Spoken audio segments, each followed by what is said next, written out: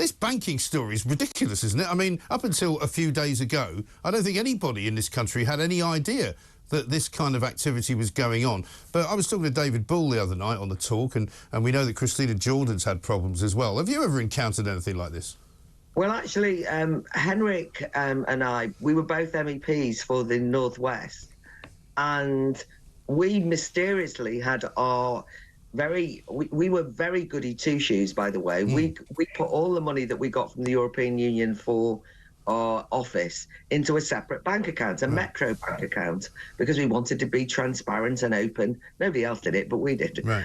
And mysteriously, they just closed the bank account down at the end of our tenure, but it was before we'd left the European Union. Right.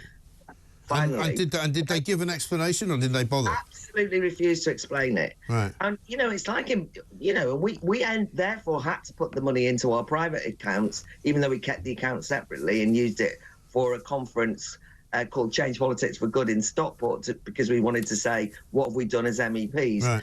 But they just wouldn't explain it. And, of course, what we now discover is that this has been quite a regular thing. I think what happened to Christina Jordan is an indication that these things happen, and you're a bit embarrassed. You don't tell people, oh, my personal bank account's been closed down. It's only now that it's come out. But when you say people didn't know, just so that the viewers and listeners know, I put forward a number of amendments to the Financial Services Bill last year on this very question, because of what happened to PayPal with the Free Speech Union and so on. I started looking at it. And I then put in an amendment saying that the government should ensure that people don't have their bank accounts or any of the financial services closed down because of values. Because I noticed that when I looked at the small print of all banks, they say we can close your bank accounts if you don't agree with these values. They then give the usual list of values. And I realised, my God, I could have any bank account closed down at any time. Yeah. Well, I mean, I think a lot of us have started going, blimey, I hope they haven't seen what I said about that, or haven't seen what I said about this. But, you know, one of the things we discovered yesterday is that all of these banking organisations seem to have signed up to Stonewall's kind of guidelines for gender ideology and gender guidance, and without really any of us who have bank accounts being asked if that's OK with us. Exactly, and it's also the case that NatWest, for example, is still a third owned by the government, but they've signed up. So what we've got here is a situation where banks are competing to be as trans-friendly and trans-allies as possible. Yeah. And just to note that none of us who are gender-critical are anti-trans people. Be what you want, dress how you want, I don't care, right? However, I am not going to have enforced pronouns imposed on me. I'm not going to use the stupid language that erases women, where I have to say chest feeding and pretend biological and material reality are different than they are. And yet somehow this has come in as a major focus of banks. Now, we've seen this taking over the whole corporate world, but we did know already from that scandal with Halifax, where there was that where your pronouns, you know, a woman called Gemma had pronouns on. And if you remember, the social media guy on Twitter, when there was a bit of a backlash, said, if you don't like it, close your account. And at the time, we all thought it was extraordinary that here's a bank telling you to go away. Yeah, right. Because we've seen that subsequently with everything from Wix, you know, the construction. Yeah, we don't want bigots shopping here. We don't want you lot here, right? So you then realise this is quite a widespread phenomenon. But when it comes to banking, especially in a situation where cash is increasingly hard to use, where you have to use digital services in terms of finances, if you haven't got a bank account, you can't pay any bills. No. Well, also, if you haven't got a bank account, you haven't got a credit rating. And if you haven't got a credit rating, you basically don't exist as an individual. You can't do anything. Yeah, and in addition to this, there's this special category that we're now all familiar with, which is these PEPs, which is politically exposed persons. Now, originally, when this was brought in, you could understand that they were saying that there might be some people who might be the type of people who might take dodgy money, right? And the banks ought to take a look at it.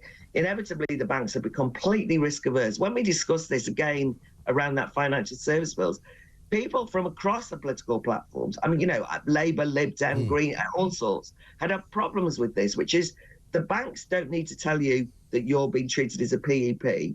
they can then stop members of your own family getting a mortgage or put their bank accounts out. And that's what we heard from Nigel Lawson, who we discovered his Down syndrome daughter was not able to open a bank account, or he wasn't able to open a bank account for her because her grandfather was Nigel Lawson, a PPP.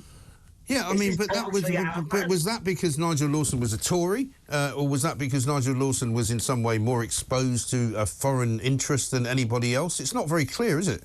I think it's the perfect storm of both the adoption of the woke values, to use that term, and the PEP, which is effectively to assume that everybody in political life is dodgy and prone to be bought off. Yeah. Because actually it has happened, as I said, to Lib Dems and Labour. You know, they're not Nigel Lawson types. It's happened to a lot of people. And they can't get the bank to explain it. They just simply close down accounts or won't deal with you. So I think that this is something the government has to really address very quickly. This politically exposed person, by the way, the inference is that you're dodgy because you're money laundering. You're doing something, you know, and immediately you're on the defensive, right? You immediately think, oh God, I don't want anyone to think that I'm doing anything illegal or anything. But also like in the wake of the banking crisis, and as you say, we are still part owners of NatWest, so they should be bloody careful what they do in our name, quite frankly. As far as the money laundering aspects of life go, you know, I've heard stories from people who said, you know, I was trying to buy a house and my mother-in-law wanted to lend me 30,000 quid, but the mortgage company wouldn't accept it because I couldn't prove the money hadn't come via money laundering. It's like, it's come from my mother-in-law. You know, she's not actually the head of a crime family. She's got some money saved in a savings account and she's giving it to me to help me buy a house. What's the problem? But these money laundering laws have become really stringent. Well, stringent, but also irrationally applied. I mean, you know, you say you're the home of common sense. I wish there was a bit more of it. Yeah, I mean, it's absolutely perfectly sensible to keep your eye out for somebody who's kind of doing gun running or, you know, drug money or whatever. I don't want the banks to be completely irresponsible. But at the same time that they're being overly risk averse in that nature, or they're spending all their time telling you to go away if you don't use the correct pronouns. You know, I made the point about Halifax. I mean, Halifax Bank might say they're not going to do business with you. The truth is, you can't find anyone who works for Halifax Bank with a pronoun badge or otherwise, because they keep closing down the Halifax branches. So they're not actually doing their core job. Well, funnily enough, I mean, talk about money laundering, right? I was actually in a Halifax bank a few years ago, probably 2 or 3 years ago. I had to go in and actually see somebody for some reason or other. I couldn't access some aspects of my business account. And there's a guy next to me putting some cash in, 5,000 quid. Now, if you had said to me, that looks a bit dodgy, I would have said, yep, it does look a bit dodgy. The woman behind the counter said, I have to ask you where this money's come from. And he goes, I sold a boat. And she went, right, OK. She said, you were here last week and you also said you sold a boat last week. And he said, yeah, I sell a lot of boats. And it was clearly drug money. It was clearly cash that he'd got together from doing what you might call criminal activity. But they took it anyway. But now they're shutting down bank accounts of perfectly legitimate people because they don't think saying a woman can't have a penis is dangerous. Well, we can't let the Bank of England get away with anything either, because it was only last week that we heard that the Bank of England have also developed this extraordinary, as part of the Pride Endless Month that seems to have gone on for a year. They announced their particular version of being a trans ally, which again had all of the usual stuff in it. But this is the Bank of England. We're in the middle of an inflation crisis. These are the people who created money to fund the lockdowns without ever challenging the government or saying, just hold on, is this a sensible plan? These are the people who have effectively, artificially created a situation where interest rates were low for all the wrong reasons. Now they're spiked up. They take no responsibility for it. And we discovered that the main project they've been involved in is reassessing every single Bank of England policy to make sure that it's gender friendly. Unbelievable. You can't make it up. And gender neutral.